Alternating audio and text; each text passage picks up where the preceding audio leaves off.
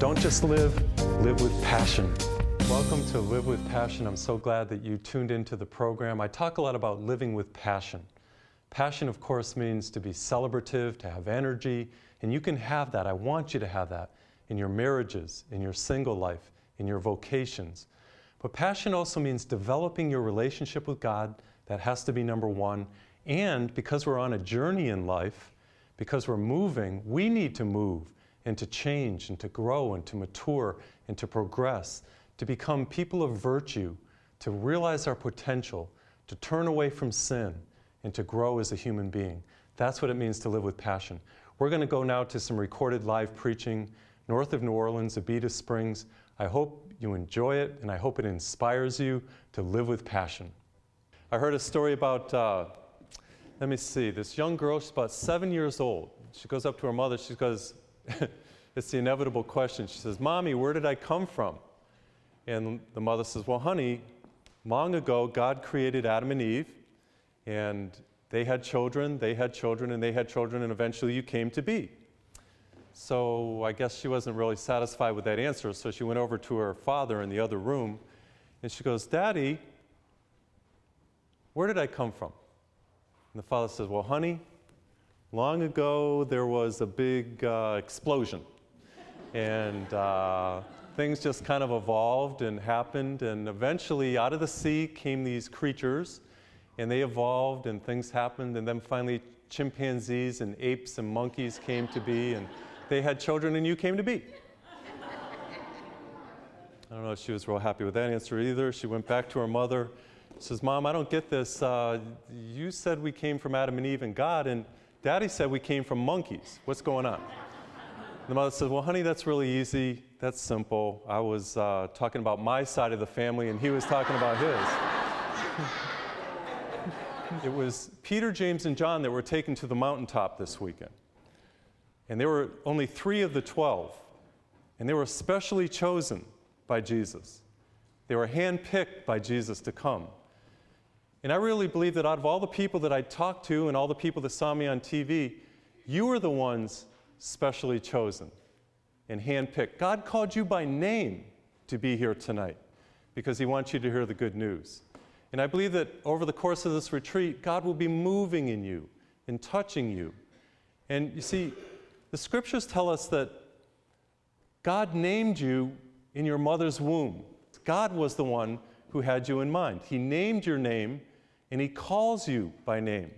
And you have to understand that God is the one who created you. Well, I was talking about that one time in Folsom, California. I was talking about names and how God has given us our name. He calls us by name, and we are people of dignity. In Folsom, of course, is the place where they have the prison, Folsom Prison.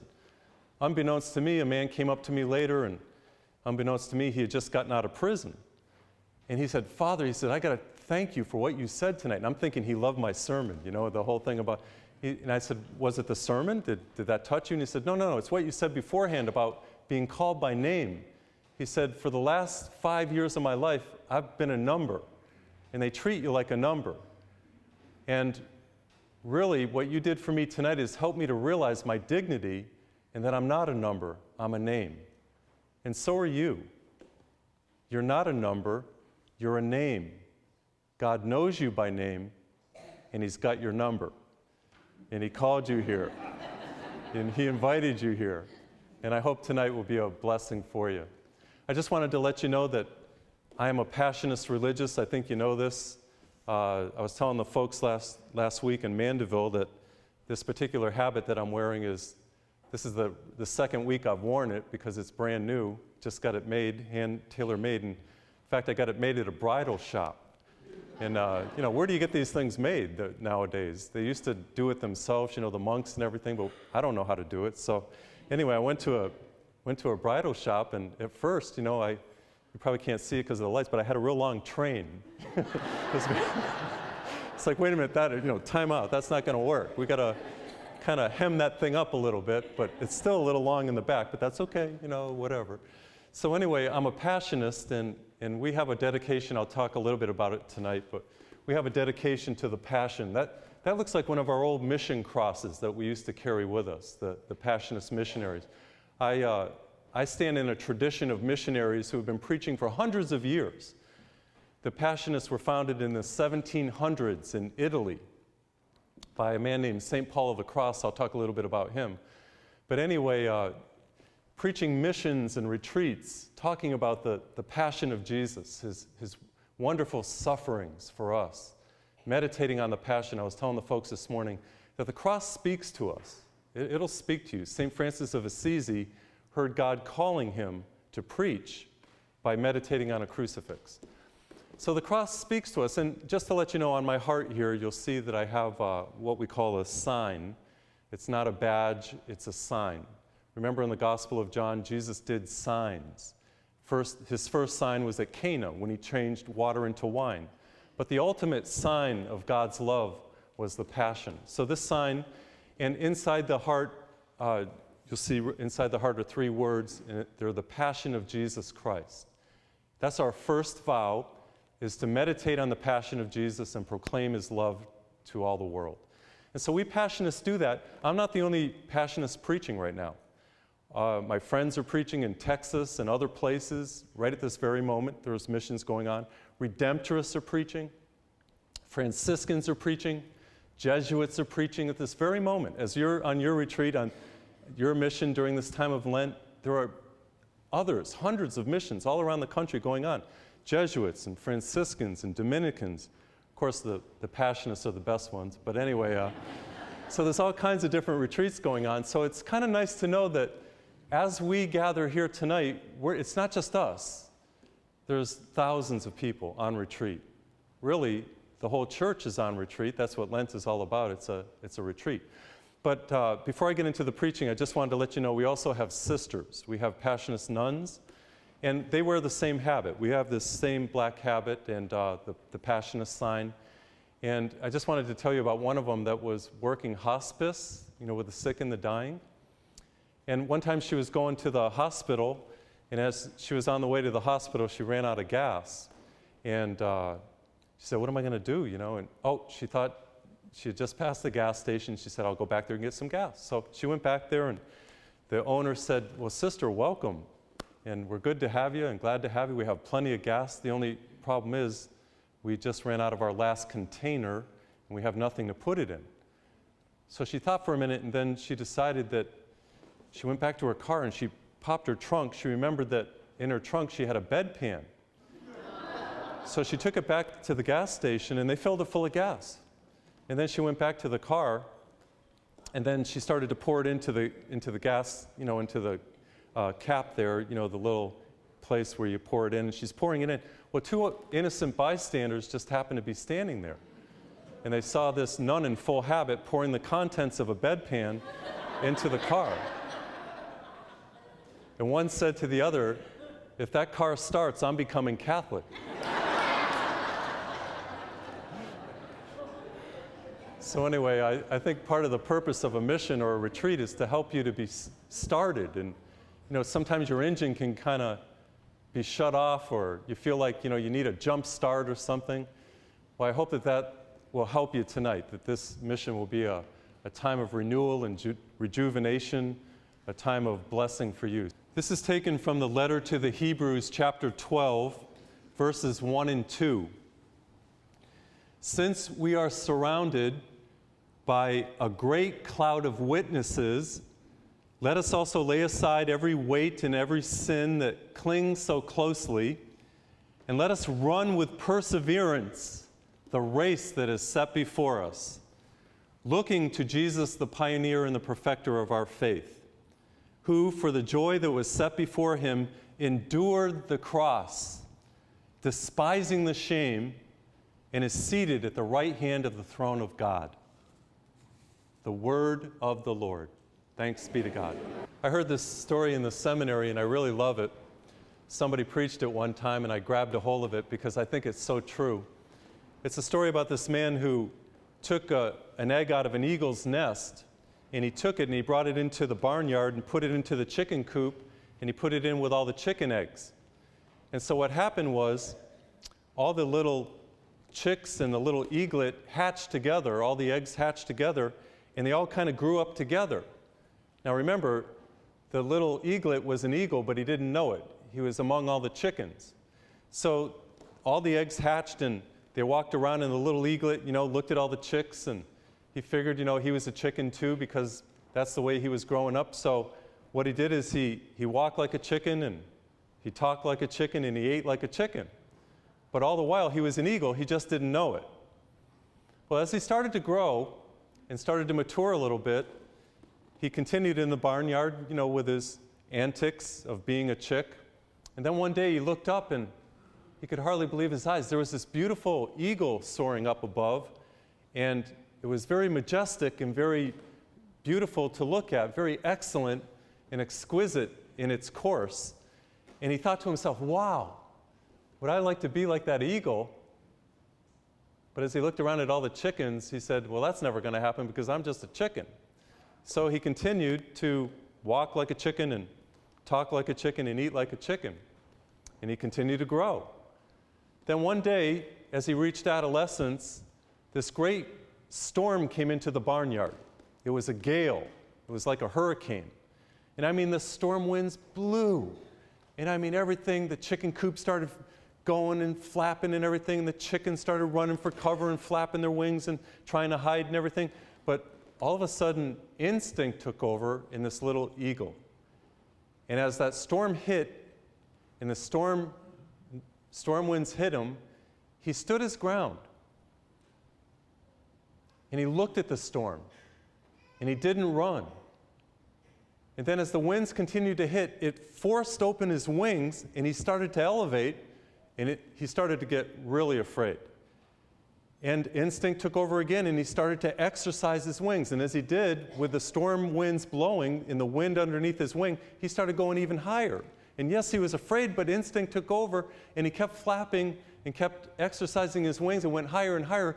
And then as he looked down from way up there in the thermal currents, he had a gracious realization that after all, he wasn't a chicken, he was an eagle. He discovered who he really was, and notice what it was that made him discover it. It was the storm, it was the wind, it was the trials, and it was the hardship that made him go higher. And he had this gracious realization that after all, he wasn't a chicken, and he wasn't meant to live in that barnyard pecking around. He was a gracious eagle, and he was meant to soar and to be majestic. That was the destiny of his life. I think, it's a very easy story to understand, and we can make that allusion toward ourselves. It's very symbolic. The fact is that, maybe you kind of grew up around people that were negative and harsh and angry and bitter, and I call them the chickens of life. They kind of peck around and they don't really do anything with their life. They never really achieve anything. They don't have much virtue. A lot of them are doubters, and they don't really go to church, or they don't believe much in God. And maybe you grew up with people like that, but the truth is that we're not chickens, we are eagles. And I can tell you that because the Spirit of God lives in you. What we have to do is try to realize our dignity and who we really are as Christians. Because we've been baptized into Christ, we believe in Him, we've been anointed with the Holy Spirit, we are different from the rest of the world. And because God lives in us, there's something powerful, and there's something positive, and there's someone beautiful living within us. We just simply have to discover this, and we have to realize who we truly are. And I want you to get in touch with that tonight as we begin our retreat, our time of retreat in the evenings, that within you lives the Spirit of the living God. And you are not, maybe you grew up looking at everybody and you thought that, well, I'm probably kind of similar to my brothers and sisters, or maybe just like them, or like my neighbors, or like my family or something. Well, whatever they were like, I want you to know that you can rise above, that God is within you, and that you are meant to be an eagle. And you are an eagle. And as I look out at some of you are bald eagles. Have you been watching my shows? Well, anyway, eagles, of course, are the great symbol of our country. Bald eagles are the symbol of our country. If you look on the post trucks, the post office trucks, when they drive around, neither rain nor wind nor snow stops them. And what do they have on the side of the truck? They have an eagle. I'm a golfer, and I love to play golf. A couple months ago, I got a hole-in-one. It was my second hole-in-one, and I'm really happy about that. I never thought I'd get another one, but I finally did. And another word for a hole-in-one is an ace, and another word for it is an eagle. And then, of course, I remember growing up, I used to listen to rock and roll, and I still do a little bit. And one of the groups that were out there, they sang songs like Hotel California and Tequila Sunrise and Desperado and all these different songs. I don't think they would have went very far if they were called the Chickens. But of course, as you know, they were called the Eagles. And they were a #1 group for many years. See, eagles are majestic. Eagles get it done. And I think in the spiritual life, what you need to understand is that you have beauty within you. You have excellence. You have this exquisite spirit within you. You just have to realize it and get in touch with your dignity. And that translates into behavior and action and attitude and disposition. That's what eagles are. They are excellent. So let me try to break that open for you. I told you a little bit about names in the warm-up.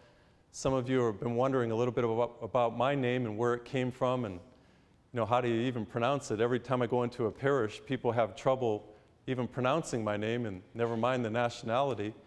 But they're trying to understand, Father, where do you come from? And how do you pronounce your name?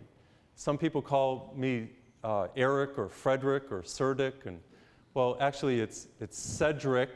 That's my first name. My last name is Pizzania. Sounds like something you might like to eat, maybe.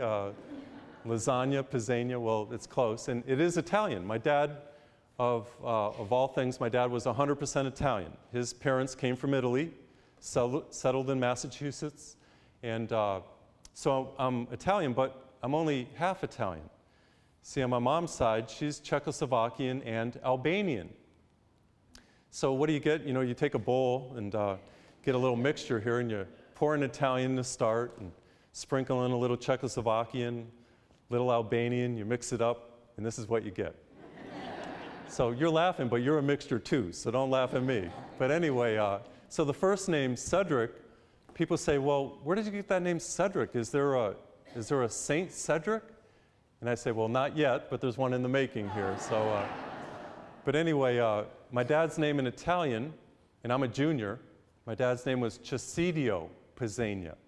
So they wanted to give him a name that was pretty close to Chesidio, the English equivalent. Well, Cedric, Chesidio, well, it's about the closest they could find. So that's how I got my name. I'm a junior. And of all things, my dad had a middle name. With a name like Chesidio Pizzania, what do you think his middle name was, believe it or not? It was John. He was born on the feast day of John the Baptist, June 24th. So I tell you this just so you'll know a little bit. It's called characterization, so you know a little bit about me. And as I said in the intro, in the warm-up, God has called you by name. And those of you who are watching by TV, I don't think you just happen to find the program. I think God's calling you by name to watch this program because you need to discover who you are and that you're not a chicken. Maybe you're living in the midst of a chicken coop, but you're not. You can feel deep within that God wants you to rise higher. And God's calling you by name. He's handpicking you. He's especially choosing you to go higher and to live in Christ and to realize who you are. So we've all been called. God has given us this name. It's a gift, and we should rejoice in our ethnicity, in the name that God has given us, and realize our dignity. Well, I remember, I was back in, about 8 years ago, I was studying in Rome, and my mother was with me, and remember, she's Czech and Albanian, and she came over to visit me when I was studying over there, and it was right at that time when Mother Teresa was beatified. Beatification is the last step before canonization. Beatification is when we pronounce Mother Teresa blessed. In canonization, she's pronounced a saint. That hasn't happened yet. So anyway, it was 8 years ago, and there's my mother with me. And remember now, Mom's Albanian. Do you remember the nationality of Mother Teresa? She's Albanian. So my mother's in seventh heaven. This is the big canonization. And I remember we were at St. Peter's. There must have been 500,000 people there, right in the square, right outside, for this beatification ceremony. People everywhere, from all over the world, to venerate this woman, Mother Teresa. And I was there, of course, and I was looking, if you've ever been to a beatification ceremony, at the vestibule right outside St. Peter's Basilica, and we were all outside, they hang an image of the person being beatified or canonized, in this case, Mother Teresa. They hang a linen image on a big cloth, and here's this woman. We've all seen what she looks like. You know, she's about 5 feet maybe tall and kind of hunched over and very wrinkled face. And I'm thinking to myself as I'm looking at that image and thinking of all the people, and I mean there were people everywhere. You know, I grew up in our culture. I grew up in the United States, and I'm very familiar with what our culture aggrandizes. For example, sports and movie stars and rock stars and the youth. This is what we aggrandize, and this is what people go after because that's attractive, and that's what everybody wants. And here's 500,000 or more people in front of this woman who's all hunched over with all these wrinkles. And why is that? Why were we all venerating her? Well, I was there because my mother made me go. No, I'm just kidding. I was there because I thought Mother Teresa was one of the most beautiful people who ever lived. We all know what she did, how she reached out to the poor of India, and how she made a difference in their lives, and how she touched people, raised up the Sisters of Charity, and how dedicated to God she was. And so we were all there to celebrate and to venerate, really to me, an eagle in our midst. And people who reach out and make a difference and who touch others are eagles. I remember I read a book by Mother Teresa one time. It was called One Heart Full of Love. And she talked about love. And this is how she described it. She said, the beginning of love, what would you think the beginning of love is? Maybe self-surrender for somebody, or giving away a lot of your money. She said that the beginning of love is a smile. See, it's energy. It's giving life to somebody else. It's giving a part of yourself to somebody. And that's where love begins. And that's why we were there venerating her. Because, when we're born, we start off way over here. There was to be a spectrum. We start way over here. When we come out of our mother's womb, we're crying and everything. And, what we're saying is, pay attention to me. What about me? I have all these needs. Take care of me. This is how people start. This is how some people finish. They never really move anywhere. And I hope you're not married to a chicken. But anyway, these are the chickens of life. They have that negative attitude. They're very selfish. But Mother Teresa, made that real journey. And this is the meaning of life, to make the journey from selfishness to selflessness. And selflessness can be translated as loving people, giving to people, making a difference, being a servant. And speaking of a smile, I think about my dentist in Houston. My dentist in Houston, he's a Catholic dentist. He goes on retreat at our retreat center in Houston. Very gracious man. He takes care of the 8 of us monks free of charge.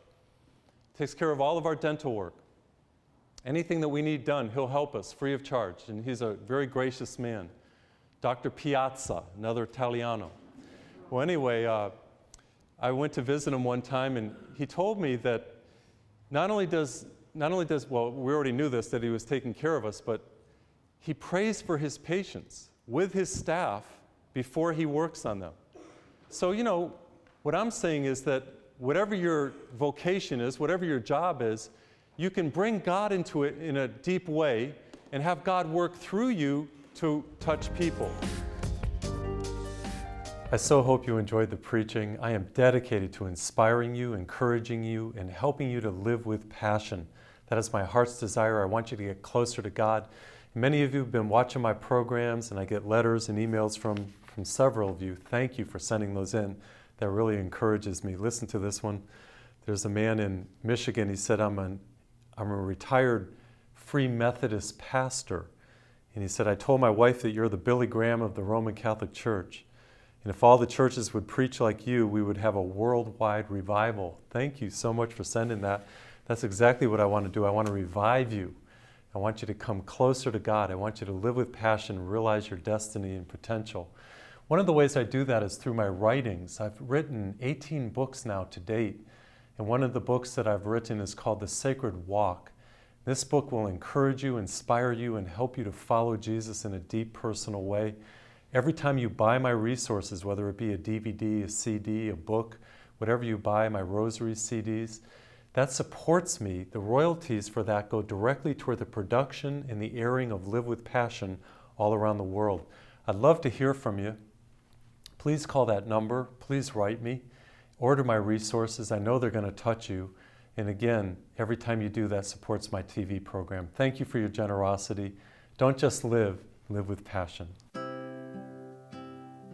Father Cedric's TV programs are reaching people in homes, hotels, hospitals, and prisons. People everywhere are being touched, changed, and inspired. Prayerfully consider becoming a partner with Father as he reaches out around the world with the gospel of Jesus Christ. Simply call toll-free 1-844-FATHER-C. That's 1-844-328-4372. Email or write us and let us know you would like to become a partner with this dynamic ministry. We will send you contribution envelopes with no obligation. Indicate which book you would like when you send in your first donation, and we will send that book to you. 100% of your donations will go directly to the production and airing of Live with Passion. Also, any resources that you purchase will help fund Father's TV programs. Father has written 18 books that will inspire you and bring you closer to God. You can purchase these books, DVDs, and CDs by calling toll-free 1-844-FATHER-C. That's 1-844-328-4372. Or by visiting his bookstore at www.frcedric.org. Thank you for watching and supporting Father Cedric. Together we are making a difference all around the world.